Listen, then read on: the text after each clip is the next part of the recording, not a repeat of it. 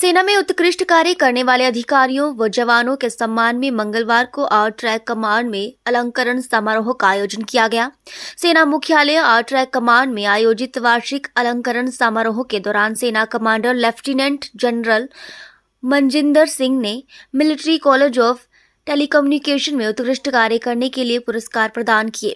सेना प्रशिक्षण कमान अलंकरण समारोह में लेफ्टिनेंट जनरल मनजिंदर सिंह अति विशिष्ट सेवा पदक, युद्ध सेवा पदक, विशिष्ट सेवा पदक, general officer commanding in chief सेना प्रशिक्षण कमान वर्ष 2022-23 में उनके उल्लेखनीय प्रदर्शन के लिए प्रमुख प्रशिक्षण स्थानों को general officer commanding in chief सेना प्रशिक्षण कमान इकाई प्रशंसा, वित्तीय उत्कृष्टता पुरस्कार और तकनीकी उत्कृष्टता पुरस्कार प्रदान किए गए। भारतीय सेना के प्रशिक्षण मानकों को बढ़ाने में उनके योगदान के लिए आज 5 अधिकारियों, एक जूनियर कमीशन अधिकारी और एक सैनिक को तकनीकी उत्कृष्टता पुरस्कार से सम्मानित किया गया। आर्मी ट्रेनिंग कमान के lieutenant general Manjinder Singh AVSM, वाईएसएम, VSM ने भारतीय सेना के 7 प्रशिक्षण प्रतिष्ठानों को उनके उत्कृष्ट प्रदर्शन के लिए सराहना करते हुए कहा कि प्रत्येक वर्ष उत्कृष्ट कार्य करने वाले अधिकारियों व जवानों के लिए अलंकरण समारोह का आयोजन किया जाता है। आज उसी कड़ी के तहत यहां अधिकारियों और जवानों को सम्मानित किया गया।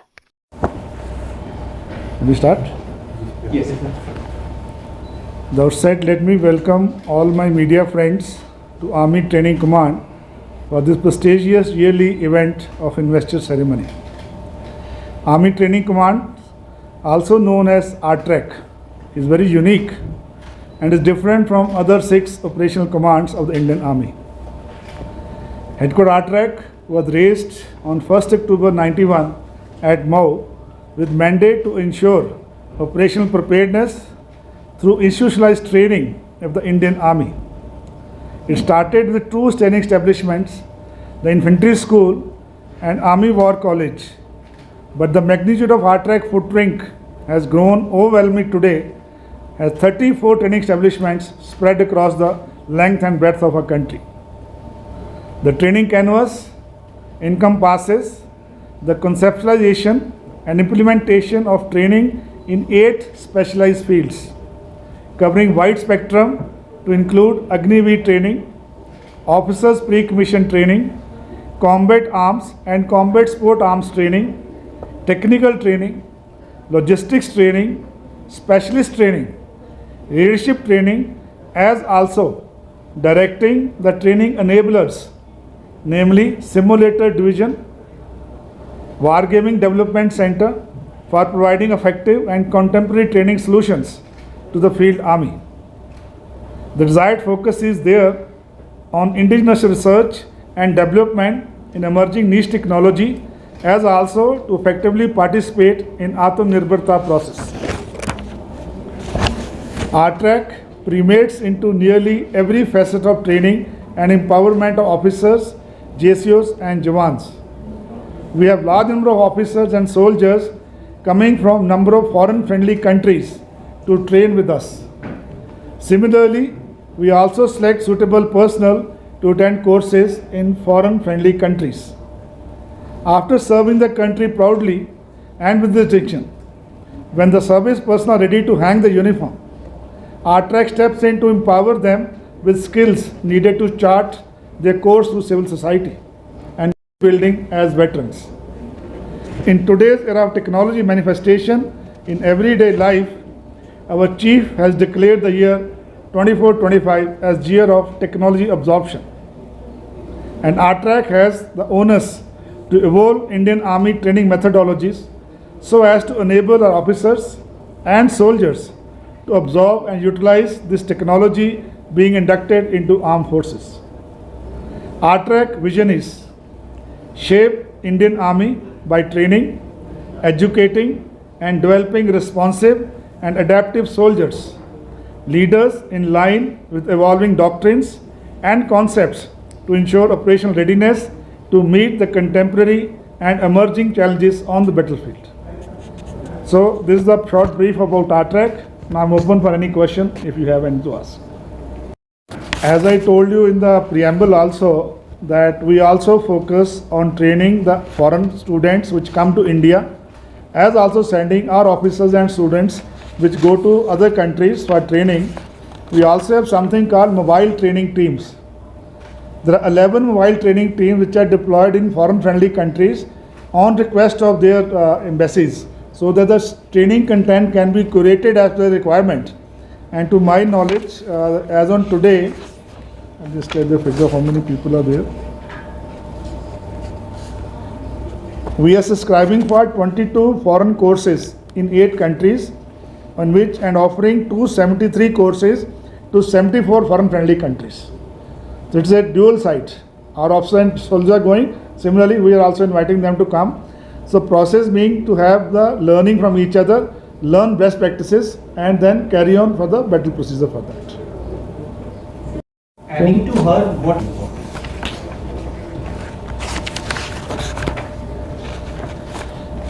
You know, warfare is a very, very dynamic and evolving process. What you won the last war may not be very good to win the next war. So as the nations evolve, they economically evolve, the threats also evolve. So what is happening in the region or in the world, the military commanders have to be aware about it. That is where in the last 3 years, see Russia-Ukraine war, we are monitoring it very closely. How are they fighting that war? How drones are impacting that war? What new technologies are impacting that war? Similarly, Israel-Hamas is a classic case where we may also be impacted on similar thing on our borders from Pakistan or from any country with terrorist attacks. So military has to be relevant, they understand these things and they study to read these things.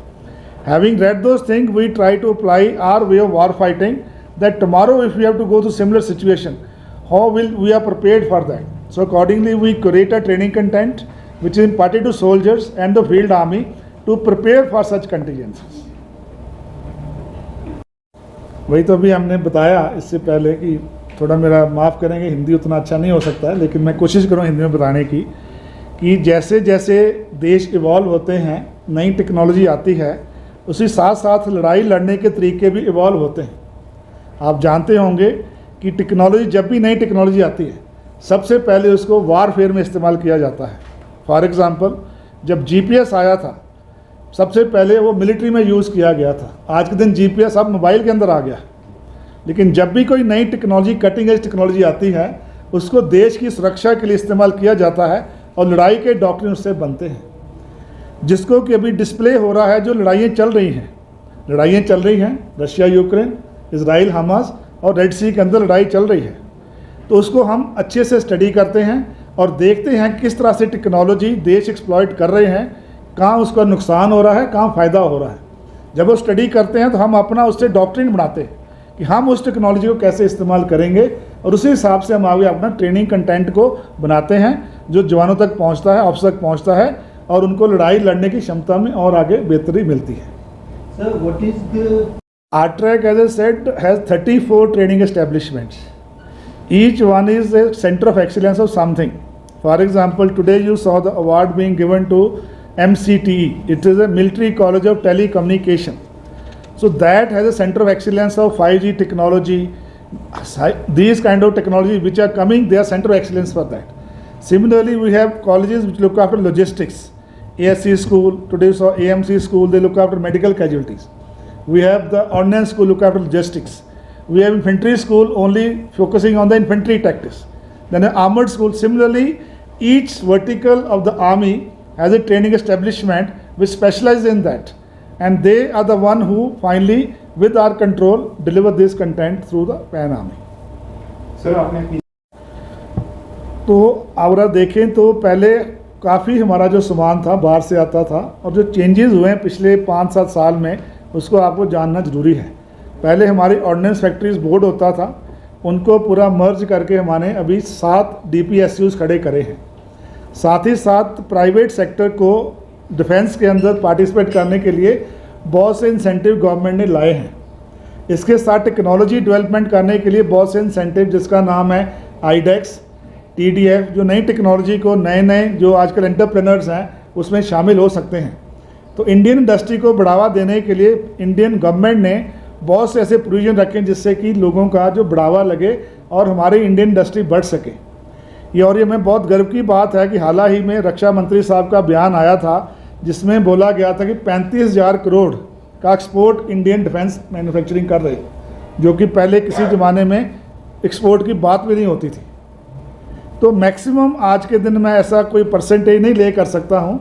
Army का अलग है, navy का अलग है, air force का अलग है, लेकिन आर्मी का 90% तक अभी हमारा सामान भारत से मिल सकता है, और कुछ अभी भी क्रिटिकल पार्ट्स हैं जो नई टेक्नोलॉजी हैं, वो अभी उनको हमारे को बाहर से डिपेंड करना पड़ रहा है।